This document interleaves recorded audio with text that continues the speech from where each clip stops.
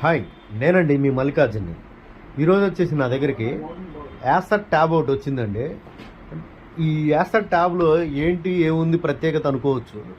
అయితే ఈ Acer tab వచ్చేసి వేరే షాప్ వాళ్ళు ఇది డెడ్ కండిషన్లో ఉందని చెప్పారు. అయితే వాళ్ళు ఏం చేశారంటే ఈ పిల్లల దగ్గర ఈ ట్యాబ్ యొక్క స్ట్రిప్ ఉంటుంది, డిస్ప్లే స్ట్రిప్పు. ఈ స్ట్రిప్కి వచ్చేసి బ్లేడ్తో కట్ చేశారండి.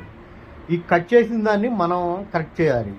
ఈ స్ట్రిప్ వచ్చేసి బయట ఎక్కడా దొరకదు.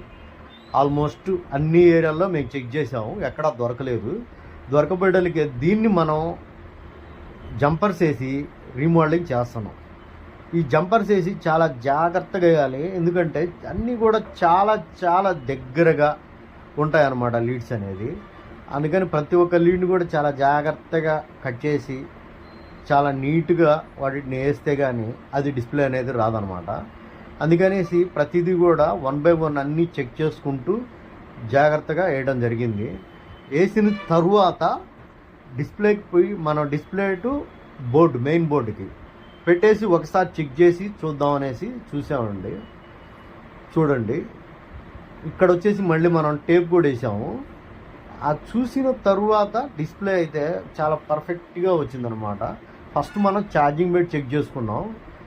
ఆ తర్వాత కాంబో అనేది మనం ఆన్ చేసి చూస్తే కాంబో కూడా సూపర్గా వచ్చింది.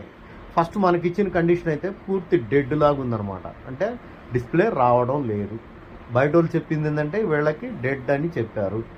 మన కాడికి వచ్చిన తర్వాత మనం ఈ ప్రాబ్లమ్ని ఐడెంటిఫై చేసి దీన్ని సాల్వ్ చేయడం జరిగిన తర్వాత ఇది 100% మన దగ్గర సక్సెస్ఫుల్గా చేయడం జరిగింది. డిస్ప్లే కూడా చాలా బాగా వస్తుంది. ఈ ఛానల్ చూస్తున్న ప్రతి ఒక్కరు కూడా లైక్, షేర్ చేసి కామెంట్ చేయండి. సబ్స్క్రైబ్ చేయడం మాత్రం మర్చిపోకుండా కంపల్సరీగా సబ్స్క్రైబ్ చేయండి. మీ యొక్క కామెంట్స్ పెడితే వాటికి తగిన సొల్యూషన్స్ ఏమైనా కావాలన్నా కానీ దానికి మేము సమాధానం ఇవ్వడానికి సిద్ధంగా ఉన్నాము. మీ మల్లికార్జున.